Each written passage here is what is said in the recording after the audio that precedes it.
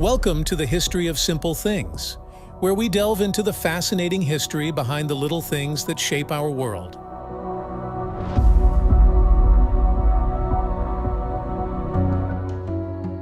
Hello everyone, and welcome back to our channel. Today, we're diving into a fascinating piece of fashion history, the rise and fall of the fedora hat.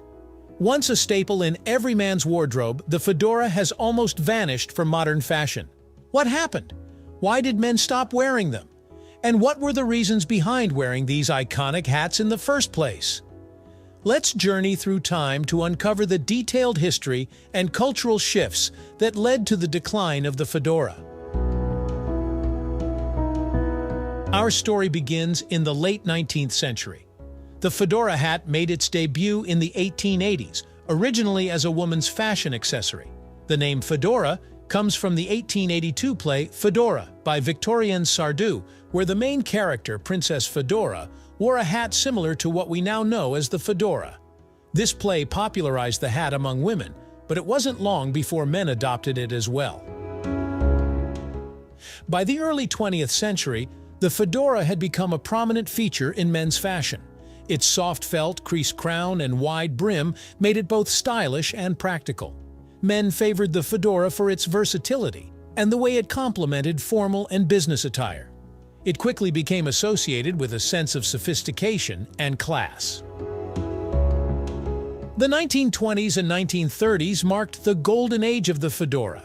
This era saw the hat becoming synonymous with the modern man. Hollywood played a significant role in cementing the fedora's status. Iconic actors like Humphrey Bogart, Cary Grant, and James Cagney sported fedoras in numerous films, making the hat an emblem of masculine style and mystery. But the fedora wasn't just about style. It was also highly functional.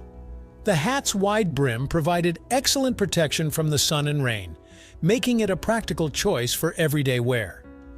In a time before cars were common and men often walked or took public transportation, a fedora was essential for maintaining a polished appearance despite the elements.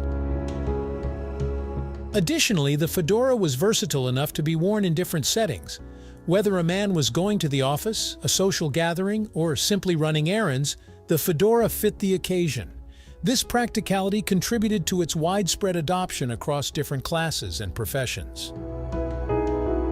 The fedora's popularity continued through the 1940s and 1950s. After World War II, the United States experienced a period of economic prosperity. Men returning from the war were eager to resume normal lives and embrace the culture of success and stability. The fedora became a symbol of this return to normalcy and prosperity. It was a part of the uniform of the successful man, worn by businessmen, politicians, and anyone aspiring to a professional image. Fashion magazines and advertisements from this era often featured the fedora as an essential accessory.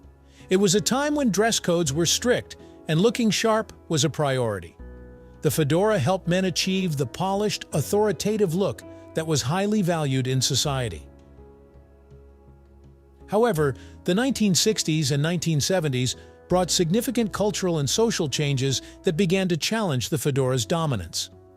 The counterculture movement, which rejected the conservative norms of previous decades, ushered in new fashion trends. Long hair, casual clothing, and a general move towards more relaxed and individualistic styles became the norm. The fedora, with its associations with the older generation and formal attire, began to feel outdated. Hair also played a crucial role in the decline of the fedora. The 1960s and 1970s saw a dramatic shift in hairstyles for men. Longer hair, afros, and other voluminous styles became popular. These hairstyles were not conducive to wearing hats, especially structured ones like the fedora.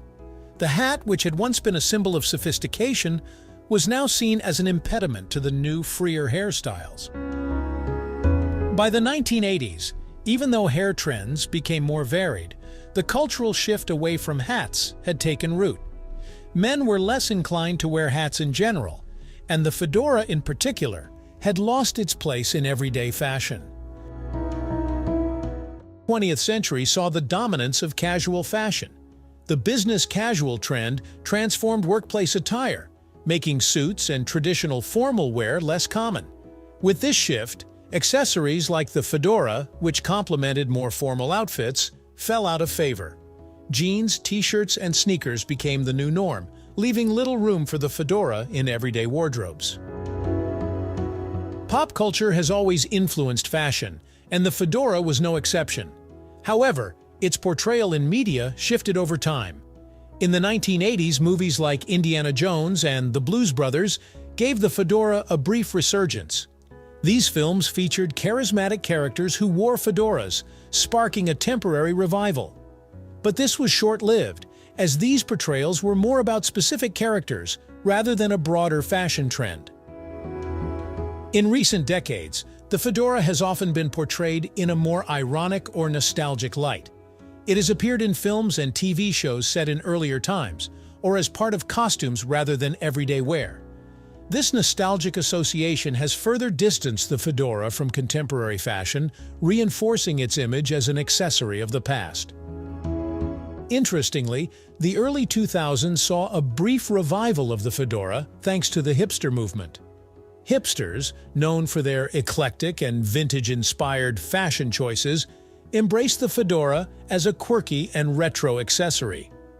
This revival, however, was more about making a fashion statement than returning the fedora to its former mainstream glory. For hipsters, the fedora was part of a larger trend of reviving and repurposing vintage fashion. It was worn with a sense of irony and individuality, rather than as a staple of traditional menswear. This trend, while short-lived, highlighted the fedora's potential for reinvention, even if it didn't lead to a widespread comeback. The fedora's legacy is undeniable. It remains an iconic symbol of a bygone era of men's fashion, representing a time when style, formality, and practicality were paramount. While it may no longer be a staple in modern wardrobes, its influence persists in the way we think about men's accessories and the evolution of fashion. As we conclude this journey, the decline of the fedora is a tale of cultural shifts, changing fashion trends, and evolving societal norms. From its origins in the late 19th century to its peak in the early to mid-20th century, the fedora was once a symbol of style, functionality, and masculinity. However, the latter half of the 20th century saw significant shifts in transportation, cultural norms, and fashion trends that led to its decline. Today, while the fedora may no longer be a common sight in everyday fashion, it remains an iconic piece of history. Its legacy lives on in the realms of vintage fashion and certain niche communities. The fedora's journey from a ubiquitous accessory to a historical symbol is a fascinating reflection of the dynamic nature of fashion and its intersection with societal changes. Thank you for joining us on this exploration of why men no longer wear fedora hats. We hope you enjoyed and learned something in this video. Thank you for joining us on this journey through the history of simple things. Don't forget to like, subscribe, and stay tuned for more stories woven through the smallest details.